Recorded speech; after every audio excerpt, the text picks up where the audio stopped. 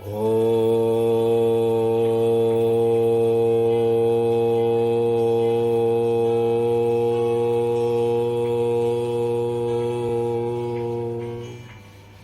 सर्ववेद देवताभ्यो नमः।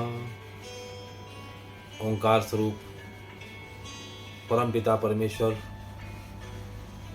परम ब्रह्म आदि गुरु शंकराचार्य राजराजेश्वरी जगत जननी त्रिपुर सुंदरी माँ ललिता देवी और हमारे इष्ट भगवान शिव जी को कोटि कोटि वंदन, कोटि कोटि प्रणाम। स्थूल एवं सूक्ष्म जगत के समस्त गुरुजनों को कोटि कोटि वंदन प्रणाम और आप सभी दिव्यात्माओं को मेरा कोटि कोटि वंदन। साथियों, वैदिक ज्ञान सत्संग की श्रृंखला में हम पुनः आपके सामने एक नए विषय के साथ उपस्थित हैं। हम वेद में लिखे हुए अक्षर, शब्द, वाक्य, इन सबके जो भी रहस्यमय अर्थ हैं उनकी चर्चा कर रहे हैं और उन्हीं से संबंधित हम जो सत्संग आपके साथ कर रहे हैं। साथियों, अभी पीछे आपने हमारे सत्संग में जाना कि कैसे आत्मा वर्क करती है, जागृत अवस्था में, सुप्त अवस्था में, सुषुप्त अवस्था में और तुरीय अवस्था में। आज हम अपने उसी सत्संग को आगे बढ़ा रहे हैं। आज हमारा जो सत्संग है उसी विषय पर है और उसी से आगे है। थोड़ा सा इसमें हमें कुछ उपाय भी मिलेंगे कि हम कैसे परमपिता परमेश्वर तक अपनी बात को आसानी से पहुंचा सकते हैं। हर व्यक्ति के जीवन में कोई ना कोई समस्याएं बनी हुई हैं। देखिए, ये मानव जीवन है। ये जो मानव जीवन मिला है, इस जीवन में दुख भी है, सुख भी है, गुलाब भी है, कांटे भी है, कमल भी है, कीचड़ भी है, संघर्ष भी है और सफलता भी है। ये सब कुछ है इसमें और हमें इन सबको साथ लेकर के अपना जीवन यापन करना होता है। तो परमात्मा ने ये सृष्टि बनाई और इस सृष्टि को बनाने में जो परमात्मा ने नियम बनाए, क्योंकि जब देखिए हम भी अपने घर में जब कोई कार्य करते हैं तो हमारे घर के भी कुछ नियम होते हैं। हम स्कूल कॉलेज पढ़ने जाते हैं, वहाँ भी नियम होते हैं। हम जहाँ पर नौकरी करते हैं वहाँ भी कुछ नियम होते हैं। तो ऐसे ही परमात्मा ने भी इस सृष्टि को चलाने के लिए कुछ नियम बनाए और जो नियम बनाए उन नियमों को श्रुति परंपरा से हमारे ऋषि मुनियों को बताया और ऋषि मुनियों ने उसे एक साहित्य के माध्यम से हम तक पहुंचाया। तो ऋषियों ने सुना, अपने शिष्यों को सुनाया, उन शिष्यों ने आगे शिष्यों को सुनाया और फिर आगे उसको साहित्य का रूप दे दिया गया, यानी कि वांग्मय से वो साहित्य में परिवर्तित हो गया। अब जो उस सृष्टि के जो नियम थे, वो नियम हम कितना फॉलो कर पा रहे हैं। जब हम नियमों को फॉलो नहीं कर पाते हैं तो हम समस्याओं में पड़ते हैं। जैसे एक छोटा सा नियम था प्रकृति का, परमात्मा का, कि सूर्योदय के समय उठना। सूर्य जिस समय उदय होंगे उस समय से उदय होते ही वो पूरी सृष्टि का एक राउंड अगले सूर्योदय तक लगाते हैं। अर्थात परमात्मा ने सूर्योदय को के समय से लेकर के और अगले सूर्योदय तक 24 घंटे में सूर्य को एक काम दिया। क्या काम दिया? सूर्य को कार्य दिया कि सृष्टि के हर जगह पर हर प्राणी को ऊर्जा पहुंचानी है, प्राण शक्ति पहुंचानी है। सूर्य हमें प्राण शक्ति देते हैं। ये परमात्मा ने सूर्य को कार्य दिया और सूर्य सृष्टि के आरंभ से लेकर के आज तक, आगे तक, जब तक सृष्टि रहेगी तब तक इस कार्य को पूर्ण ईमानदारी से कर रहे हैं। और उसका नियम क्या था? सूर्य को ये कहा और हम मनुष्यों को ये कहा कि सूर्योदय के समय उठो तो प्राण शक्ति बढ़ जाएगी, प्राणायाम करो। अब हम उसका कितना पालन कर रहे हैं, बस ये हमारी सोच है, ये हमें देखना है। प्रकृति अपना काम कर रही है, भगवान अपना काम पूरी ईमानदारी से कर रहे हैं, परमात्मा पूरी ईमानदारी से कर रहे हैं।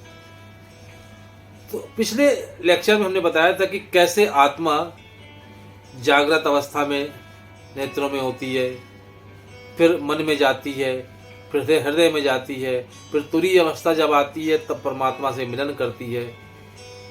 आज हम उसी की आगे चर्चा कर रहे हैं कि आखिर ऐसी कौन सी शक्ति है जो हमें रात में सुलाती है और सुबह अपने आप उठा देती है।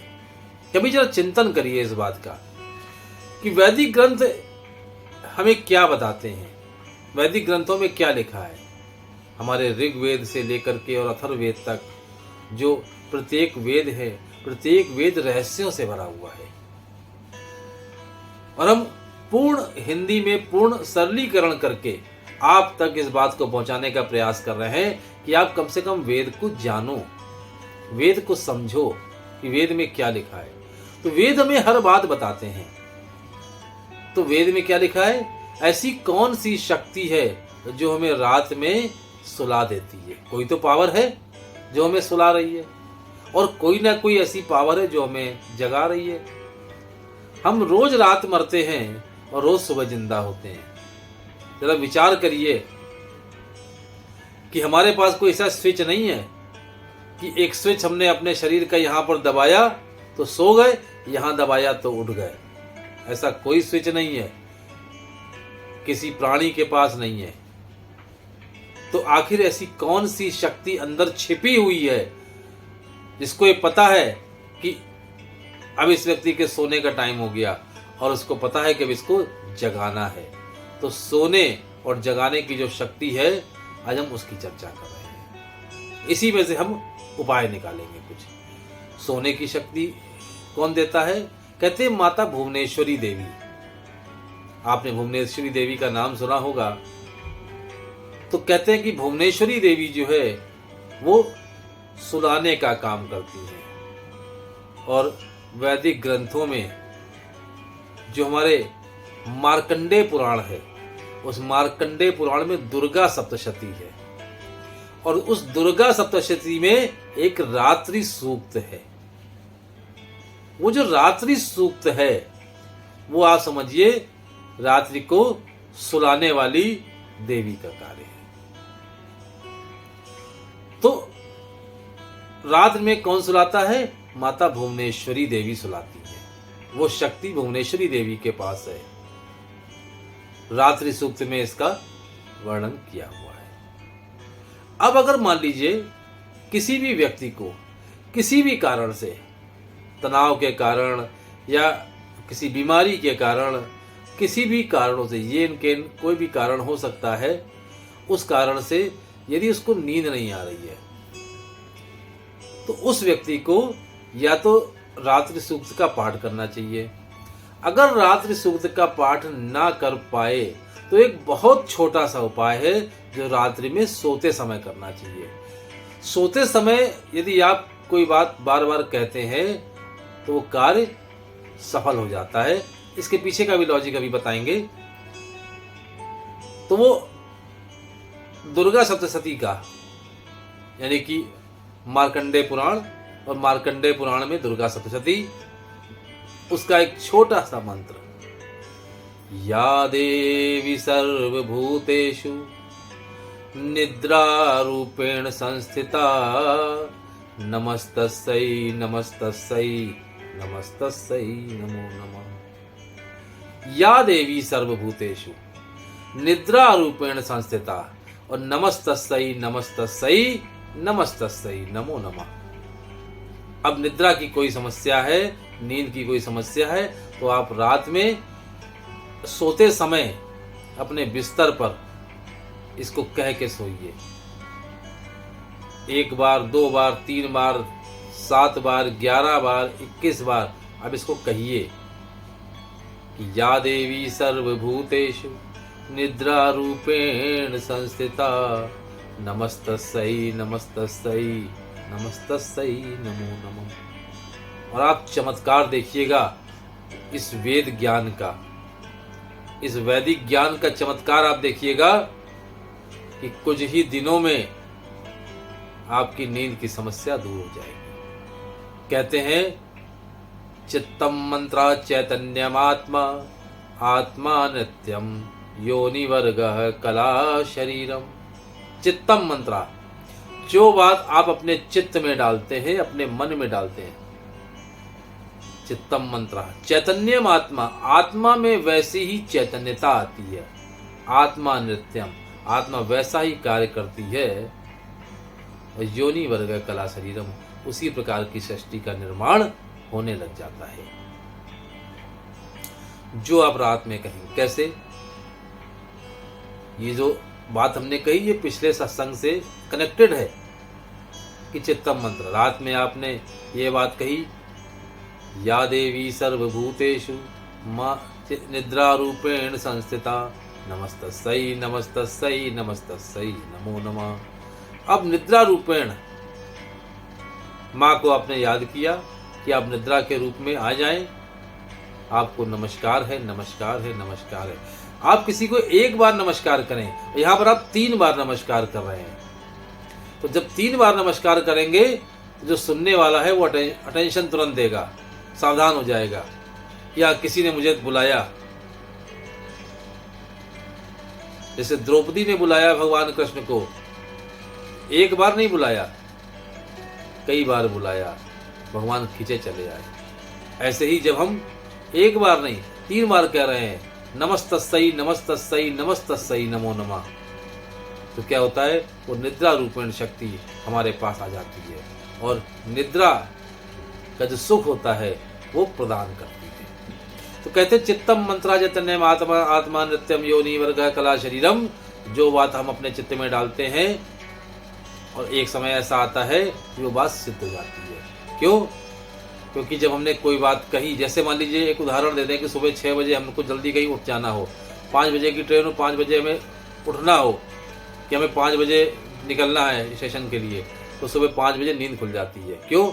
क्योंकि चित्तम मंत्रा चैतन्यम आत्मा, आपने रात में ये बात अपने चित्त में कही, आत्मा उस बात को लेकर के मन में गई, हृदय में गई, और क्या हुआ, जब एक ऐसा समय था जब बिल्कुल एकदम 0 पॉइंट था, हमें पता नहीं था हम कहाँ पर हैं, तुरीय अवस्था थी, तो क्या हुआ, वो बात हमारे बिल्कुल सबकॉन्शियस माइंड से भी जाकर के और वो अंदर के माइंड में चली गई और वहाँ पर वो जाके सिद्ध हो गई, यानी कि परमात्मा के पास चली गई और परमात्मा रूपी घंटी सुबह 5 बजे बजी और वो हम जग गए। जब ये बात सिद्ध हो सकती है तो दोस्तों कोई भी बात सिद्ध हो सकती है। तो रात में सोते समय हम अपनी समस्या के निराकरण के लिए पॉजिटिव थॉट डालना आरंभ करते हैं। आज का जो वीडियो है वो इसी पर है।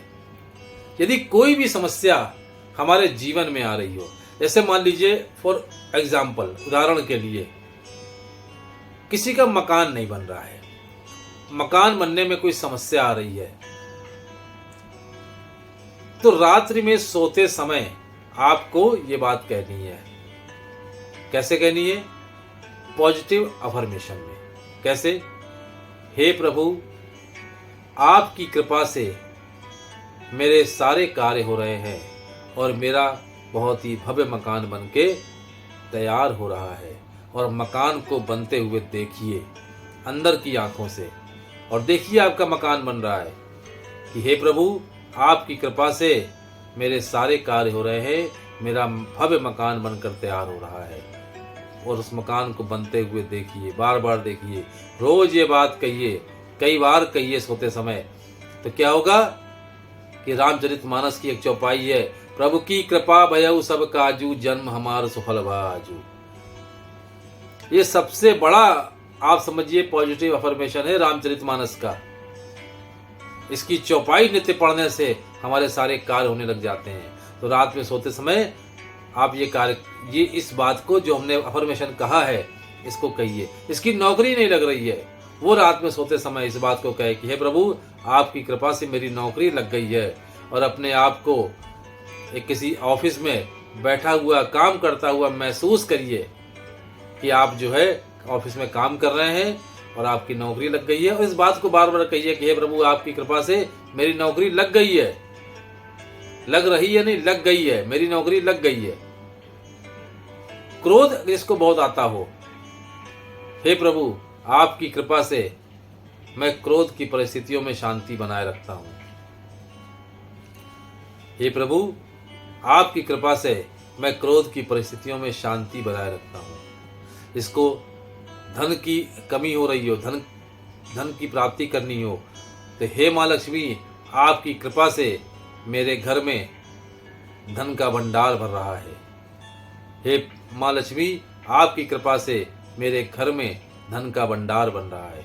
किसी का विवाह नहीं हो रहा है तो वो अपना विवाह होते हुए देखे और ये कहे कि हे प्रभु आपकी कृपा से मेरा विवाह बहुत अच्छे तरीके से अच्छे घर में हो गया है। हे प्रभु आपकी कृपा से मेरा विवाह बहुत अच्छे घर में अच्छे तरीके से हो गया है। इस प्रकार वो रात में बार बार इसकी चैंटिंग करे तो क्या होता है, पॉजिटिव अफर्मेशन डालने से वो बात धीरे धीरे सिद्ध हो जाती है।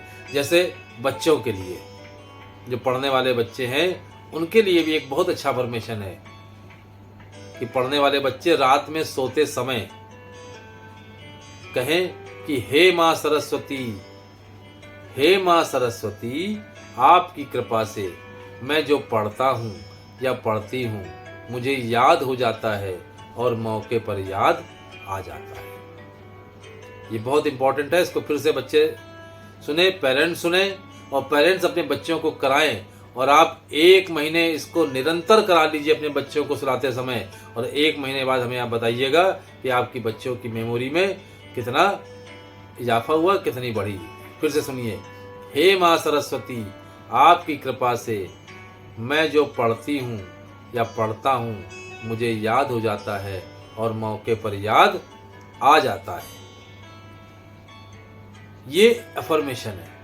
वेद हमें बता रहे हैं कि हमारी आत्मा सब कुछ कार्य करने के लिए तैयार है। हमें अपनी आत्मा को परमात्मा तक जाने के पहले, रात्रि में जाने के पहले हम जो भी कुछ कहेंगे वो बात परमात्मा तक पहुंचेगी और परमात्मा उस बात को सिद्ध कर देंगे। ये वेद कह रहे हैं। जब वेद कह रहे हैं तो हमें वेदों को मान लेना चाहिए और हम वैदिक तरीके से अपनी समस्याओं का समाधान करें। कि रात्रि में जो सुलाने वाली देवी है वो कौन है? भुवनेश्वरी देवी। तो रात में सोते समय में ये काम करना है। अब उठाने वाली देवी कौन है? उसे कहते हैं ऊषज देवी, जो सुबह हमें उठा देती हैं। जैसे उषा काल जो होता है, सूर्यदेव जब आते हैं और सूर्यदेव जब उगते हैं तो सूर्यदेव के उगने के पहले एक उषा काल होता है, लालिमा लिए हुए होता है। एक अरुणोदय काल होता है। अरुणोदय काल के पहले उषा काल आता है। ये जो उषा काल होता है ये ऊषज देवी इसकी देवी मानी गई है और वही ऊषज देवी हमें जगाती है। यानी कि रात्रि में इस जगत को सुलाने का कार्य भुवनेश्वरी देवी करती हैं और सुबह उठाने का कार्य ऊषज देवी करती हैं। इन दोनों के बीच में जो समय होता है वो समय आत्मा का परमात्मा से मिलन का होता है। मन, हृदय, परमात्मा, इन सब में आत्मा विचरण करती है और हम रात में सोते समय जो बात कहते हैं वो बात क्या होता है? सिद्ध हो जाती है। तो साथियों, आज हमने आपको मानसिक जो उपाय थे बताए हैं, इन उपायों का आप पालन करिए। देखिए, आप मेरी बात पर विश्वास नहीं करिए, आप स्वयं करिए। और जब आप स्वयं करेंगे तो आपको ये समझ में आएगा कि हाँ, वास्तव में चाबी तो हमारे पास है। हम उस चाबी को ढूंढ रहे हैं बाह्य जगत में। चाबी तो हमारे पास है। जैसे कस्तूरी मृग की नाभि में होती है, ढूंढता बाहर है, वही स्थिति हमारी भी है साथियों। हम लोग अपने ताले की चाबी बाहर ढूंढ रहे हैं, जबकि वेद ये कह रहे हैं ये तो तुम्हारे पास है, तुम्हारे अंदर है। तो इसलिए अपनी ताले की चाबी हम अपने अंदर से निकालें, उसे लगाएं, ताला खोलें और सुख शांति के नगर में प्रवेश कर रहे हैं। साथियों, फिर से पुनः एक नए सत्संग के साथ, नए टॉपिक के साथ अगले वीडियो में हम फिर आपके सामने हाजिर होंगे। तब तक के लिए बहुत बहुत धन्यवाद। अगर आपको लगता है कि हमारा ये प्रयास है वो थोड़ा आपके हृदय को छू रहा है, तो आप प्रयास करिए और लोगों को जोड़ने का और लोगों को सुनाने का, जिससे कि हम अपनी समस्या का समाधान स्वयं कर पाएँ। बहुत बहुत धन्यवाद, बहुत बहुत साधुवाद।